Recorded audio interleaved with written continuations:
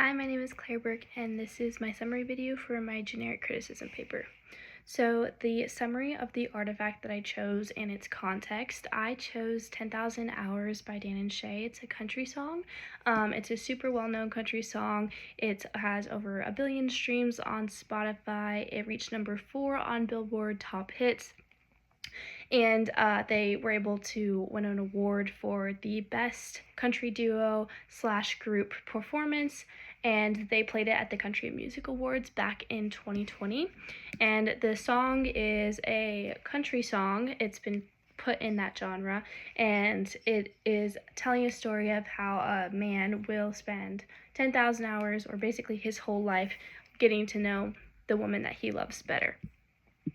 So the summary of the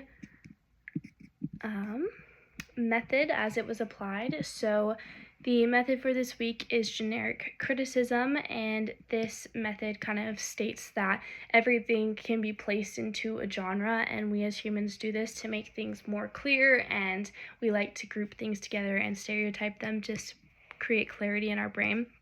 So there has 3 different kinds of analysis towards this. The first one is generic generic description, generic participation, and generic application. So I chose generic application, and this has a lot of the same steps as the other two, but the first step is to describe the perceived situational requirements, the substantive and stylistic strategies, and organizing principles of a genre, so in my case, country music.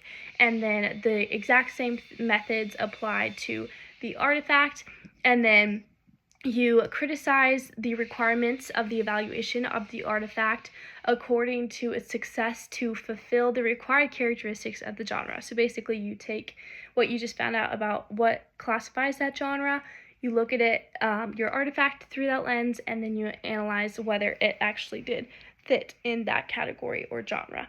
So I went ahead and chose this one to evaluate 10,000 Hours by Dan and Shay to see if it really fits into what it has been classified as a country song. So as it was applied to my artifact, I chose to look at past country songs. So I chose 2 older country songs from George Strait and one from Randy Travis, since these 2 are kind of known as trailblazers in the country music industry. And so I kind of analyzed that using the method by looking at their examples, their substantive and stylistic examples that they had, organizational principles, and situational examples. And then I also did the same thing for the song 10,000 Hours. I looked at how the past 2 songs compared to 10,000 Hours, and then I examined if 10,000 Hours fit in the theme of country, the genre of country music that it should have. After this, the summary of my analysis. So from the 2 older country songs, I found that there are kind of like, so from the situational analysis, they like to focus on, the older country songs focus on a traditional love for things, so love and loss, the value of human life, the idea of staying with one person for your whole life, and that's kind of what tends to come through in their music. And this is done through a number of reasons. And then I also looked at the key stylistic and substance examples within each, and I came up with 3. So the main one is storytelling. You see this a lot in the older country songs, where it follows a chronological narrative throughout the song, and it shows you key events. So in Strait's song, it was how him and his wife met in 3rd grade, and then they've been together ever since. And then in Randy Travis's songs, it was the story of an accident and how that has affected people through after the people on the bus died that got into the accident. So it shows a chronological story throughout the song. And then the next substance stylistic was in the use of their instruments and their vocals. The instruments in particular, they are very simple. It's just piano, guitar, and then the singer's voice. And the simplistic feel really makes you focus more on the lyrics and what they're saying and the meaning behind it than actually what instruments are being used. And then this simplicity kind of allows to follow along with the storyline that the writer is trying to give you. And in those older songs, there's a lot more of an emphasis on the guitar, and then the country singer themselves being like the focal point of any videos that they're in. And then a third stylistic idea that is found in country songs is like the deep, twangy Southern American voices. So if that's seen both in Travis's and Strait's voices, they have a low to middle baritone voice, so definitely leading on the lower octaves, and you can hear the twang in their voices when they're singing also. So the situational elements and the stylistic elements of these two songs suggest that country music tends to lean towards an organization principle that is focused on traditional elements of life, such as love and loss. And it does this through holding to the further tradition of love for one individual and the value of life. All people are seen as having value no matter what walks of life they are from, and should be treated as such. They should be valued in every relationship and every passing. So that is kind of how the genre of country music is seen, with those three elements as well as that organizational principle. Then when applying that method to 10,000 Hours, I found that it's a lot less of the storytelling that is in the older country songs, and it focuses more on the single emotion rather than an event that's happening in the writer's life. And then the substantive and stylistic. So that's kind of like the situational. It's more of an emotion that he's focusing on. And then going deeper into the substantive and stylistic. The idea of storytelling, like I just said, it doesn't really follow a chronological theme, but kind of focuses on one emotion of the writer.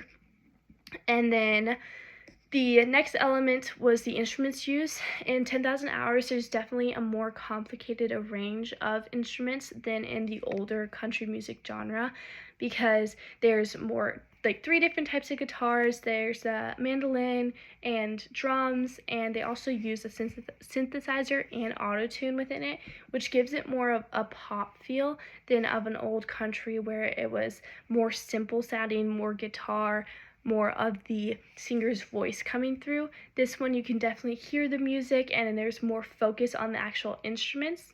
And then going off of that onto the singer's own voice, which was the third aspect of the country. It's kind of a complete abandonment of the country southern twang that we hear in the older ones, and it's distinctively a higher range in the main singer's voice. So the main singer is Shane Mooney, and you can tell he's a tenor, and he has a lot higher octaves. So it kind of removes that Southern American tradition that was often associated with country music.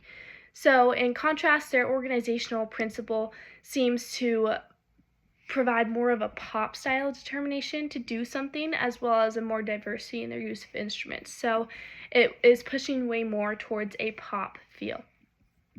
So that was the summary of the method as applied, and then a little bit of the summary of my findings of my analysis as well. And then the summary of the contribution my report makes to rhetorical theory. So going off of the 3 things that compose a country music song, it's clear that the findings show that even though an artifact may be classified in the country music genre, it doesn't have to necessarily be or follow the rules of country songs. It does have some classic elements of a country song because of the band's prominence in the country music. It will remain in that genre and not move to its more appropriate category of pop. So this kind of further creates my conclusion that there's a shift in what classifies something as country music, and it could be changing.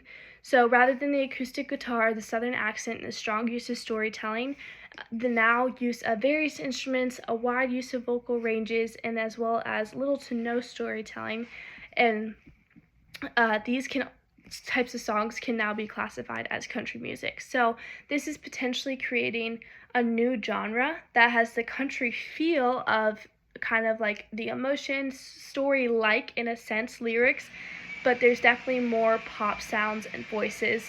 So I think that this song actually would be better categorized as the genre of pop country and not simply just country.